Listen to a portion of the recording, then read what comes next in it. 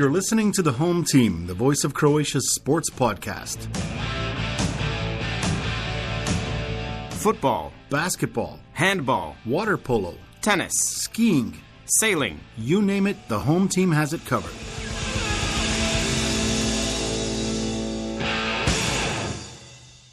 Welcome to the Voice of Croatia's podcast that deals in sports. We're the Home Team. My name is Branko Lozancic. My name is Domagoj Ferencic. And I'm Nikola Badovinac. And we'll be bringing you the latest in Croatian sports in Croatia and the world in our monthly podcasts for now, which may go more frequently later. And we're starting, the first one will be audio. Soon we'll be going on video, apparently. And we really look forward to that. We look forward to meeting our listeners, viewers, and so forth. So, guys, you want to get right into it? I think we should. Let's do it. Okay, we're going to dive into football. So when we say football, we're talking about soccer. If you're in North America, it's soccer. If you're in Australia, it's soccer. And in Europe, it's football. When we talk about American football, we're going to say NFL. And if we ever talk about Aussie rules football, we'll say Aussie rules football. Exactly. Mm-hmm. All right. So the Croatian League this year has been more competitive than it has in decades. Right now we have Rijeka at the top of the table with 65 points, Dinamo with 60, and Hajduk with 55. I don't think we've ever seen three teams in the competition this close, this far in the season yet. Yeah, no. Right? It's either been Dinamo and Hajduk, or Rijeka was in there a couple times. Mm-hmm. Osijek was in a couple times. Way back when Varaždin even did they did well. Yeah. But otherwise, this year, that's how it is. Like Hajduk has sort of dropped out of their chances for making first place. Dinamo has 60 points behind 65 that Rijeka has, although Dinamo has a game in hand. So they can catch up to Rijeka and be 2 points behind.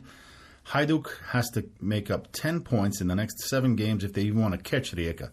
So we're not looking too good. That happened last week. They lost to Dinamo, a direct competitor for the top spot. And then they had a problem last weekend, and now they dropped down to 55. So we're basically looking at Dinamo and Rijeka. And what do you think? Like, we've never seen it this close. Yeah. I mean, the last time it was anybody else was 2016-17 when Rijeka won, right? There you go. So, there you go. And before that, I mean, we're looking at all the way back in 2004-05 when Hajduk won, right? Otherwise, it's all been Dinamo. 2004, huh? 2004, 2005. I know Hajduk won like in the 90s, the first one. I mean, we can go back further, but... Yeah, but so basically, three teams have won it since 2005, right? Yeah, but in general, man, I think this is just good news for the league and for soccer, for football in Croatia. Because if you have the same team winning 99% of the time, it gets stale and boring. Oh, yeah. Oh, yeah. And it's good for the quality of the league.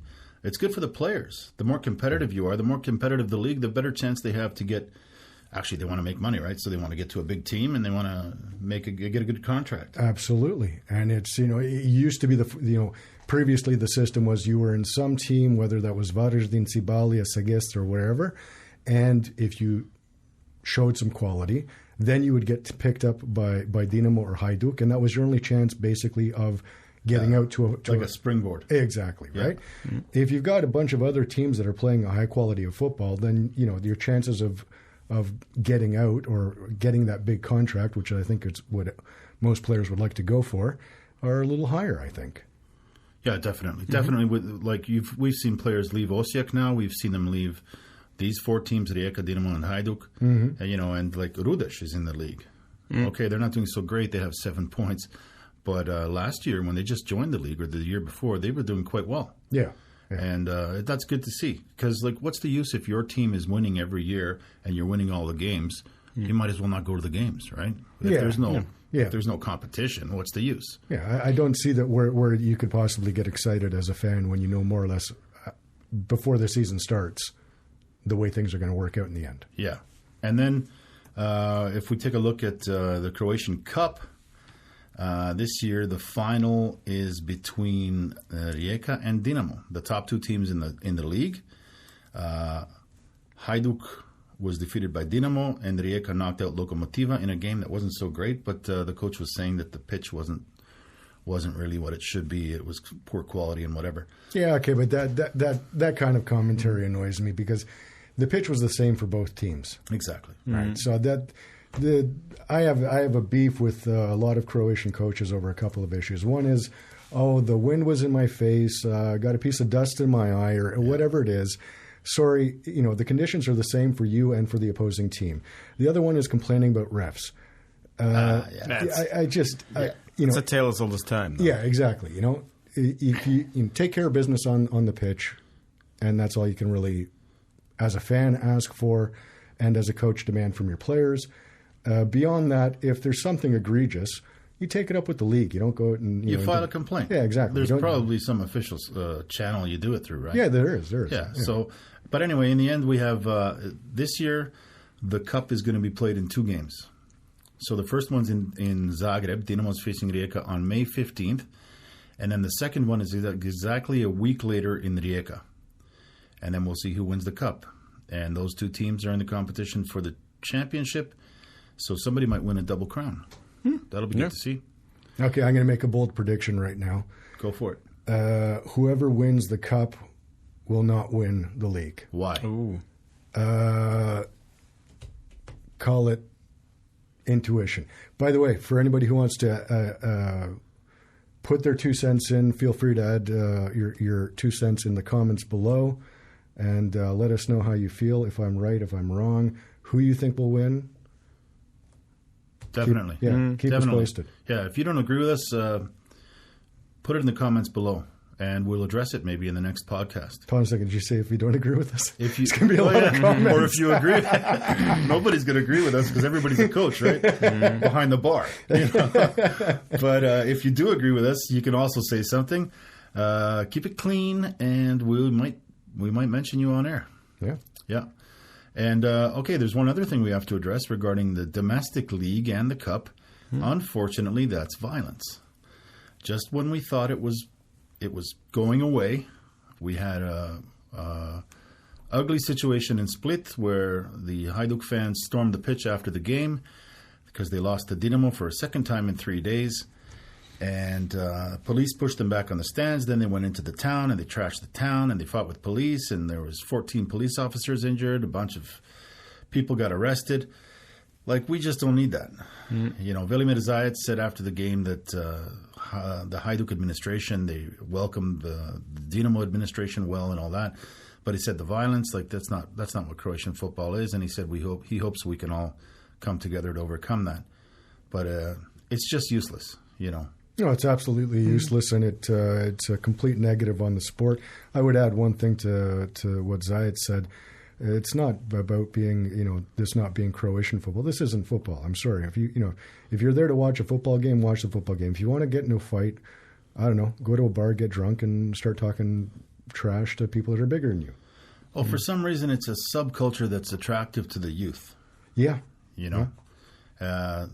We had that thing happen in Greece when they went down and they got in a fight. They got in a fight with the Greek fans, and like they weren't even allowed to go to the game. They said they went to watch Dinamo train. Before the game. That's layers of pathetic there, though. I mean, come on. So okay, we won't give them too much space. I would just add one thing. We were talking before we went on air. I think it's important to note that if you're as a parent, you want to take your kids to the game, you're probably not going to take your kids to the game if there's violence. No, that's a given, right? Well, how do kids get to like sports? They go to games. Their parents take them to a game. They see somebody play that game, that sport, and they fall in love with it. And that's how you produce new Modric's, Guardiolas, and this and that. And specifically, Guardiola was in the he was one of them. He was one of them. He was one of these kids that was on the main square cheering these guys on when they came back.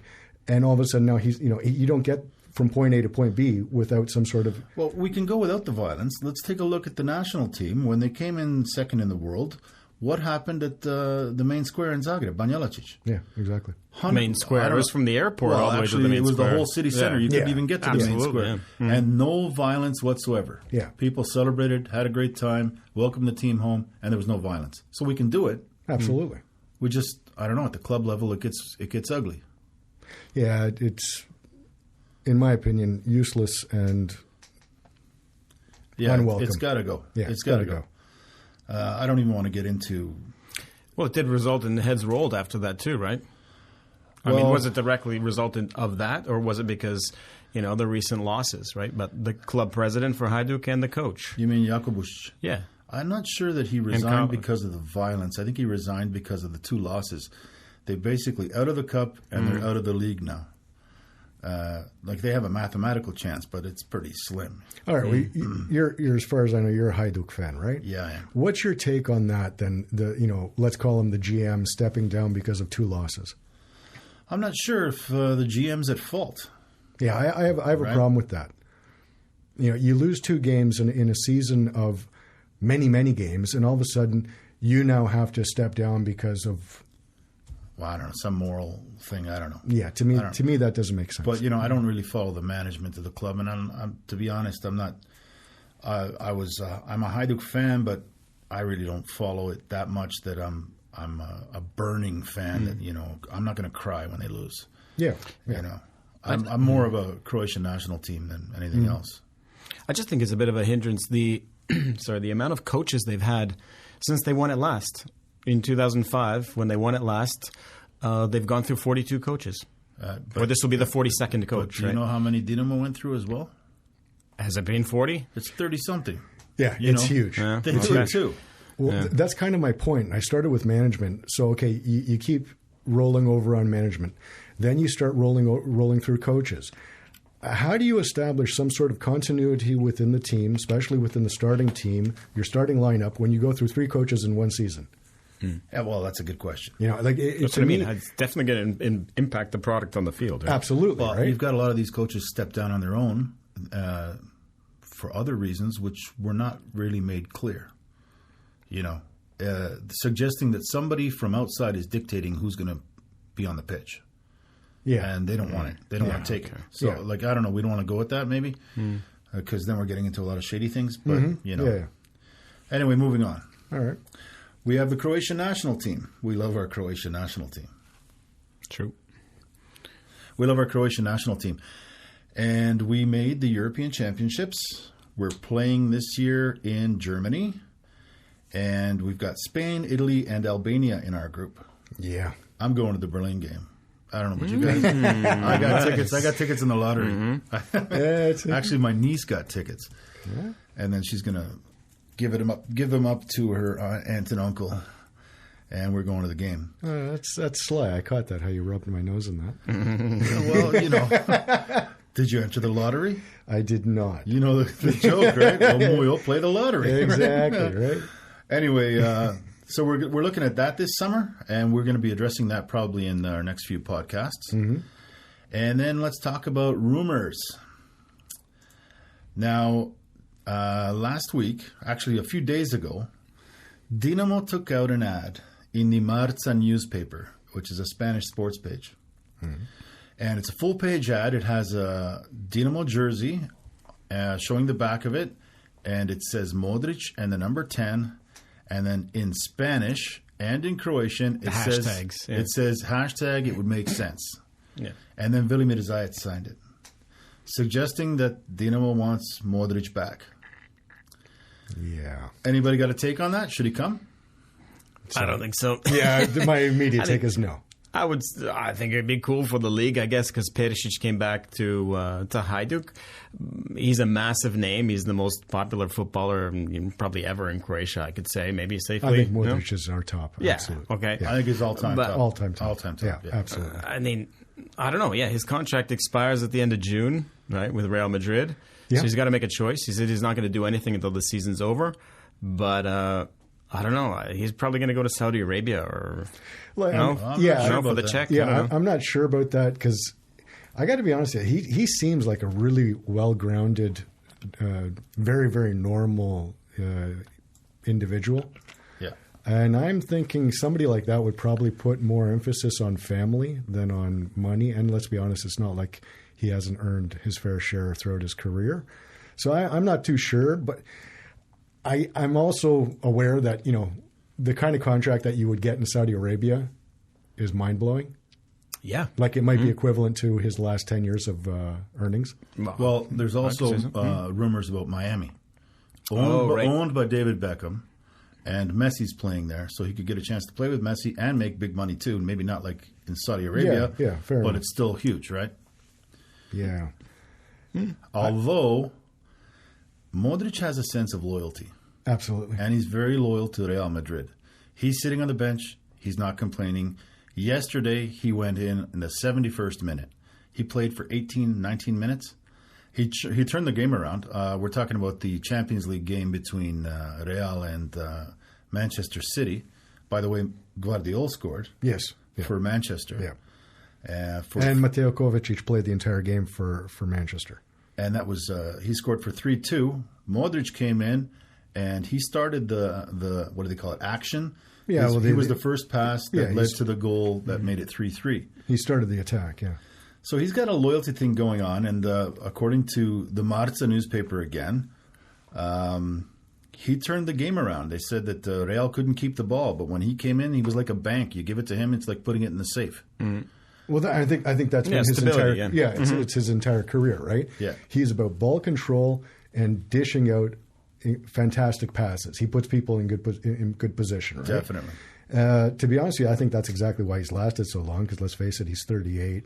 You can do that when if you're not doing the Ivan Perisic, although he's lasted a long time too. But Ivan Perisic has been literally like sprinting up and down the wing for his entire career. I think this has maybe helped Modric preserve a little bit of his health. Well, here's the thing.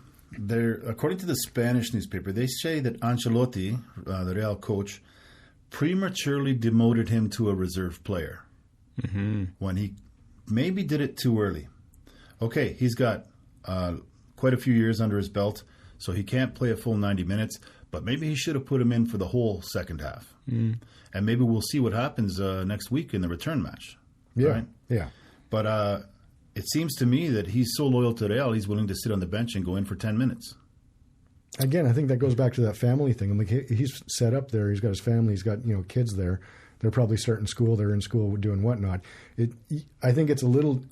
You don't make that decision as easily as when you're 22, hopping from Zagreb to Tottenham. Yeah. Right. Yeah. And I think that might play a factor in his decision making.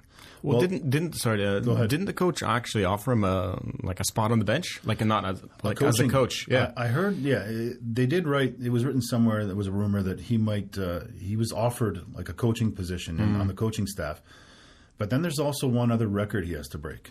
Games and played. That is the longest player in Real. Oh. And if he plays next year, he's going to push out Puskás. And we're talking, Puskás was what, 50s that was or something? The 50s, Hungarian. So he's going to be the longest player to ever play for Real. Well, and, they like their records, right? Yeah. He had the Ballon d'Or. Yeah. And now this. He's got everything else. It would further cement his legacy, eh? Definitely.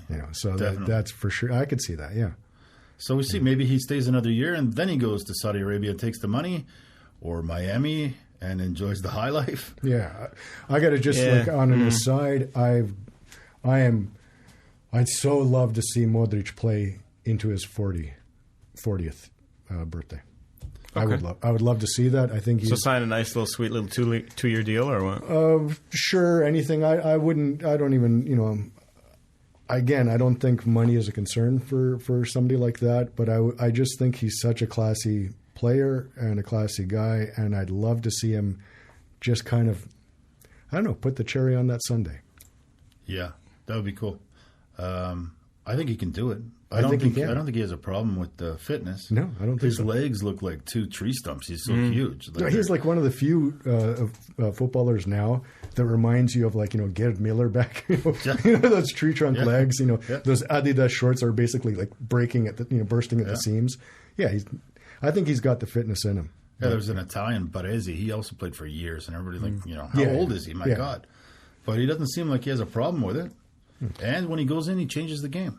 Absolutely. Because he's going to put a lot more miles on his body this summer for the Euros, right? Probably, yeah. I don't think he's going to be a bench role. I mean, I wouldn't think so. No. I think he might not stay on for the whole game. Yeah, but I still think he's he's the creative force in our team. Yeah. Absolutely. But I have confidence in Dalic, Coach Dalic. I think he'll know how to play Luka Modric. He'll know when to put him in, when to take him out. he takes care of his star player, and he knows it. Absolutely. And there's another thing, I think this is the genius of Zlatko Dalic. He said it once himself. He said, I'm not here to teach these people how to play the sport. They know how to play football. I am here because we're creating a team. He understands the concept of atmosphere in the dressing room, how to get people together to work as a unit. And that's his genius. And I think he'll know exactly how to use Modric in that role. Oh, we've seen Modric in that role. Did you see that video in Madrid when he was in the locker room and they won and he was going around and congratulating everybody, patting them on the back, hugging them? He does like that. The leadership role. Absolutely. He does that. And the thing I see with that is this, again, going back to your earlier point about continuity and coaching, when you've got a guy like Modric, and so it's fairly well known that him and Mateo Kovacic are very close friends. So Mateo Kovacic is a fair bit younger, talented beyond belief. The guy, I've been saying since he was playing for under 21s, I thought he just killer, you know. And he's now in the company of a very close friend, picking up all of these things so he can then carry it on into the next generation. That to me is genius. Yeah, that's how it's done. Yeah, because he's pretty much 10 years his junior. He's got... he's still got some good legs in him. Yeah. He's 29, yeah. So, in fact, 29, you're probably looking at the best years because you're still physically there, but now you got this experience. Yeah. You've seen the game develop it right in front of you. You're doing this. And I think he is the next leadership. Kovacic, huh? Yeah. Yeah, I can see that. Yeah. I think Guardiola's got a good Guardiola's head on awesome. his shoulders. Oh, yeah, fantastic. And, he's solid on defense. No, we haven't had a solid defenseman like that in a long time. In a long time. His maturity on the pitch belies his years. Yeah. Absolutely. and he's super young. Yeah. And he's a constant. Apparently he was not injured, but he pulled a muscle inside his thigh or something. And he was surprised to be on the roster for last night, but he was on and he scored the goal to take the lead, which ended up being a 3-3 game, but still. And he's a defenseman, so... But that's the thing. That's another thing that impresses with me. And again, I think it's a reflection of that maturity. So he's a defenseman that will cover absolutely everything. He's like white on rice. Everything's covered. Yeah. But then he's also a defenseman that definitely has the ability to move the ball forward and get involved in the offensive end. I think that's... there's also set plays, right? Yeah. When there's a corner kick or whatever. The guy's a beast. Free kick. Yeah. He's there. Yeah. No, I think he's a beast, definitely. Oh, he is a beast. He's a beast. He's huge. He's huge. But again, you've got all the components. You're not just looking at a physically big guy or fast or this and that. He sees the field. He's smart. He's mature. And he's got the physical attributes. You can't argue with that. Yeah, which definitely. is obviously why Manchester picked him up. Yeah. Yeah, for $90 million. 90 million, huh? Wow. Yeah. Hold on a second. 90 million what? I think something just got stuck in my throat. Yeah. We're going to get 90 for this, right? So that's about it for soccer. Anybody else want to bring it up? I wanted to just get back to the Euro. So we're coming into the Euro this summer, right? Okay, now we're in the group. We said Spain, Croatia... Italy and Albania. Oh my God, what a group. Yeah. Could we have done any worse in the draw? I think we could have. Yeah. Well, look, Italy's known to be a good team. Yeah. But the past few World Cups and European Championships, they've been kind of out of it. Yeah. A few of them, they didn't even play. Exactly. That was what blew me away. Why did they not make it? No, they didn't qualify. They didn't qualify. Wow, but it's like, come on. Well, no, qualify already, Oh yeah, they changed their coach, and he changed the whole system, and they've qualified. Albania, sorry, but you can't rule them out. They can surprise anybody. Yeah, absolutely, they're not. good. They're good. They're good. They play good, and they play physical football. Spain, they got Danny Olmo. We brought him up. He should come back to Dinamo. Yeah, he should come back to maybe Dinamo. We could pay him off. No, I just think it's a fantastic group in terms of watching good football, but in terms of could we have not gotten a few easier teams? I mean, that's a hard group. Mm-hmm. Well, yeah, it is, but like I said, there's worse. I don't know. Poland, Netherlands, Austria, France, Belgium, Slovakia, Romania, Ukraine. Okay, see, I'd rather play Austria than.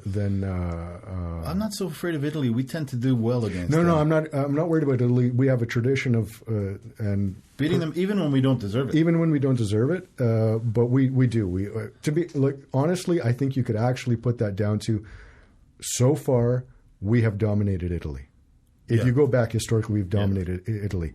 It's the other one, Albania. I'd rather play Austria than Albania. Well, Austria, I don't consider them that good. That's what I'm saying. I would rather have Austria in my group. No offense to any Austrians out there, but I'd rather have Austria in my group than Albania. Because Albania, they got something to prove. Absolutely. They'll cut their legs off before they admit defeat. Yeah. They're going to go out there, with an eye on win at all costs. And then we got Spain. And Spain, geez, Spain is a good team. There's no getting around. They have to, keep up their reputation. They're huge. They're huge, and they've got the players, man. They've got the players. Sort of a good call on that, Domagoj, about Italy versus Croatia. Yeah. Games won 3, drawn 5, lost 1. Yeah. So and last one we beat them in Palermo back in the 90s. Back in the 90s, right? Yeah. I think Ciro Blažević was sick, and Ivić took the bench. 1994, they won. And and then I watched them. They played in Split 1-1. I remember Ravanelli was playing for Italy back then. Oh yeah, the Silver Fox, eh? The Silver Fox. That's right. Then that was 95 Yeah. Yeah. Well, we went. Okay, hold on a second. You've got the scores there. Yeah.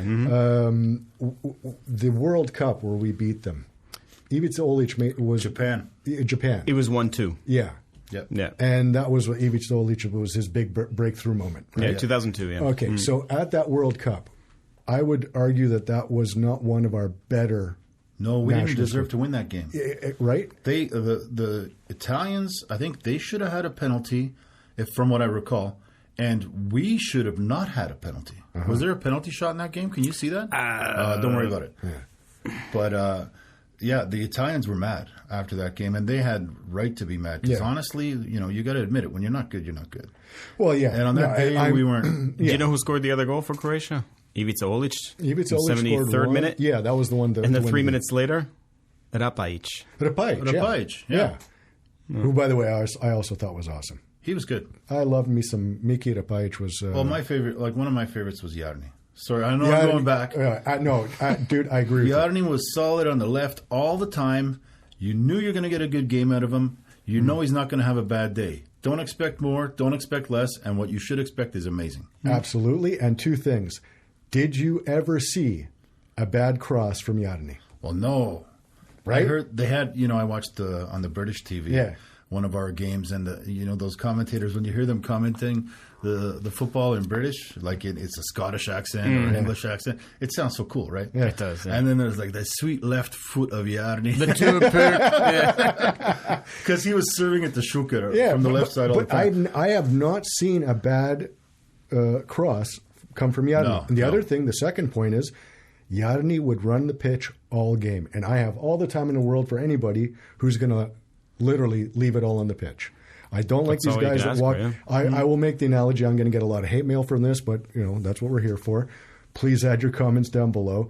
Dario Srna has incredible talent, but he was more often than not willing to take a dive to see if he could kind of get the ref to call a foul. I don't want that. What I want is Jarni busting his hump up and down the pitch all game because I can rely on that.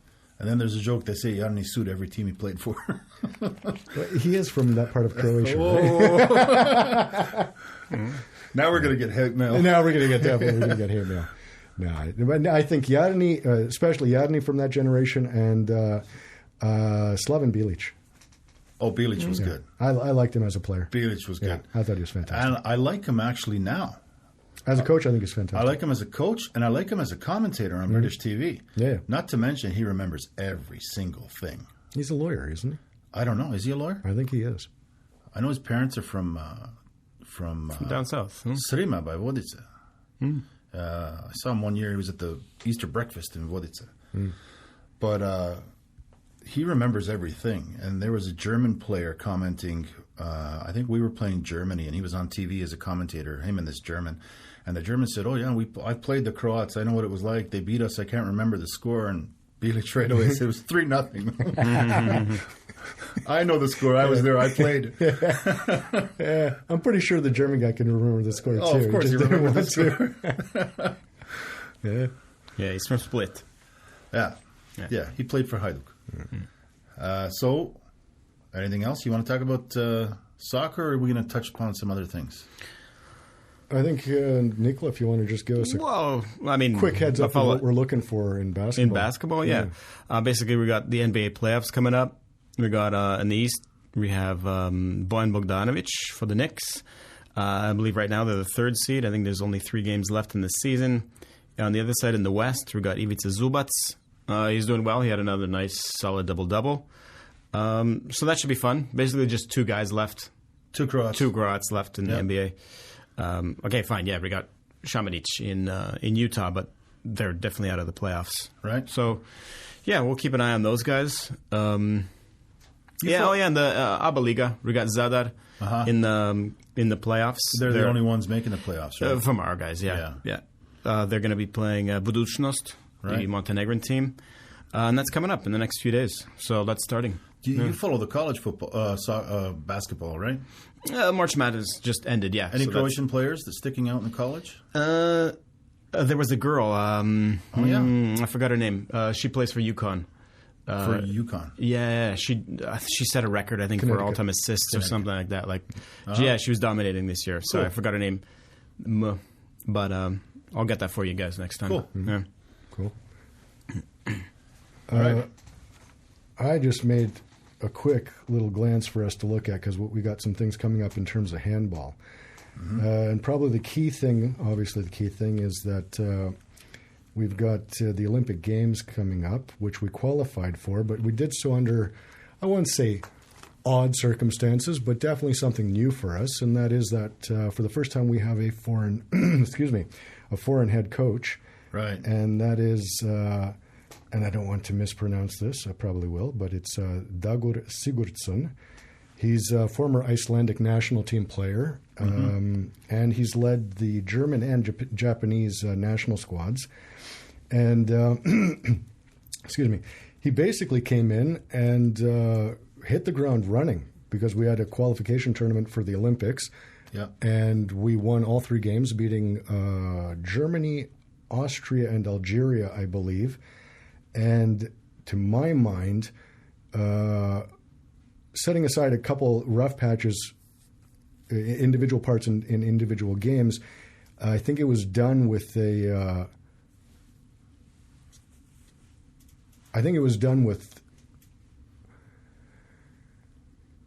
This is going to sound a little bit odd. There's system in the way this. There's a system here. I think he's implemented a system. To me, that's good. I think the one thing that Croatian sports usually lacks is some sort of system, whether that be in basketball, football, handball. I would think the handball system is probably similar to the basketball system. In that they're all gathering around. You got the key in basketball, and you've got the 5-meter zone? Yeah, 6 meters. Yeah, the 3-point line. Yeah. Mm-hmm. And you've got that in handball, and then they're passing it around and they're trying to score in a net. These are guys who are trying to get a basket. And covering each other. Yeah, you're especially in handball, you're moving around, trying to get the ball around so you can create an overlap, get one guy out in the open. That's obviously very simplified, but basically that's the general concept. And for a long time, we have been doing that kind of ad hoc. We just kind of fly by the seat of our pants. This seems to me to be a little bit more organized in that sense. And I got a question about this handball. All right. Now, we're all born in Canada, right? No, you're not born. You're born here, but you grew up in Canada. Yeah, and you grew up in Canada. Yep. And European handball, we did a class in high school on European handball, and none of us knew what it was supposed to look like. I never knew until I got here and I saw it on TV, and what we did in gym class was not even close. No word of a lie. Sorry, when first time I got to Europe, 2002, I believe, my brother and I were in a hotel watching what she thought was basketball, but it was handball, and we're like, why is the guy running with the ball? I had no idea it was a real sport. But here's the thing. Here's the thing. You watch it, it's a brutal sport. Yeah, it's physical, yeah. Brutal. But I don't understand, when is it a foul and when is it not a foul? Yeah, okay. So this is something somebody has to explain to me. Yeah. My wife tried explaining. She played handball. I still don't get it. Yeah. And I think the refs have too much discretion because they've got this passive play call. They raise their arm, and then you got 3 seconds to take a shot. I'm not sure. Yeah, some things to me do seem a little bit arbitrary, especially with regards to passive play and the fouls and all that. My experience, as in what you're talking about in high school in Canada, we actually watched a video before that. I wish they showed us. So they showed us a video, and I think it was like, it was something like back in the 60s. Okay. Everybody had like sideburns, and these guys are like 22. They look like they're 50-year-old barkeeps, But fantastic athletes, and you watched it, and we automatically got a sense for the game. Exactly. And then you knew what it was supposed to look like. So we did kind of we grasped the general thesis. Well, when they said handball to us, we thought we were going to beat a tennis ball against the wall, right? Exactly. That's the first thing that comes to mind. Yeah, right? that's right. Remember? Yeah. You're like, that's in elementary school. Yeah. They played handball. Yeah. But I still don't get when it's a foul. They come It's charging rough. at It's each rough. other. Yeah. And, if he plants, I don't know if that's a foul or not. And, okay, he can't put his, hands in his face or something like that. But the rest of it, I have no idea. And also, they're not supposed to touch the ground inside the line when they take a shot. Right. And then they do this flying leap. They get right up to the line. Yeah. They jump in the air. They throw the ball, and it goes in the net. But they all getting hammered, yeah. But they all touch down with a foot, and I think a lot of times that foot is going down before the ball leaves his hand. Yeah. So to me, that's it's the basketball, right? When a guy goes up for somebody drives the lane, goes up for a layup. They're always just a little bit over the, what is it? It's a step and a half or It's two. Sometimes step. now you can gather step, and then take so two. But it depends. they're always pushing that envelope, Yeah. and I think the same thing's true here Yeah, I because think I've so. seen it. I'll be damned if the guy's foot isn't already down. Right? Exactly. Yeah. Exactly. So, yeah. But Okay. basically, I just wanted to mention that. So we're going into the Olympics, which is our 6th appearance at the Olympic Games, and we have 2 golds, 1996 and 2004. Sweet. And we have a Cowboys. bronze. Yeah, we have a bronze from before that. So Yeah, to we're me, looking it's good. looking good, and we're definitely going to keep an eye on it. Yeah, So definitely. stay tuned. Definitely. All right. Yep. Sounds good for first go. Sounds great. Anybody who wants to say something, you can leave your comments under the video. Well, it'll be a video. It'll be a picture, and then soon we'll have video. Yeah, exactly. And if there's anything you'd like to hear, you want us to address, feel free to leave that in the comments. What else we got? We got coming up the Zagreb Rally. Yeah, we got the rally coming That's up. coming up on the WRC, right? 18th. Yeah, the day after the elections. Yeah. Ooh. Yeah, and that's going to just cause congestion downtown. But it's here by the Zagreb Fountains, right close to our studios. And that goes all over Croatia. Yep. And that's pretty good. Last year we had some incidents. It's a massive, massive sport. Yep. Absolutely. Absolutely. Yeah. And look, it's amazing the number of them that come here, and Zagreb, it's full of all these teams and all that. And I never thought rally was that popular, but it's a huge thing. It's a huge thing here. Yeah. Yeah. And we got the European Championships in football. We got the handball, the Olympics, and that's it. We'll get into some other sports next time. Absolutely. Yeah. All right. Absolutely. All right. Thanks for listening. Yeah. Till next time. Till next time, leave your comments in the comments section, and we'll talk to you soon. Bye-bye, guys. Stay healthy.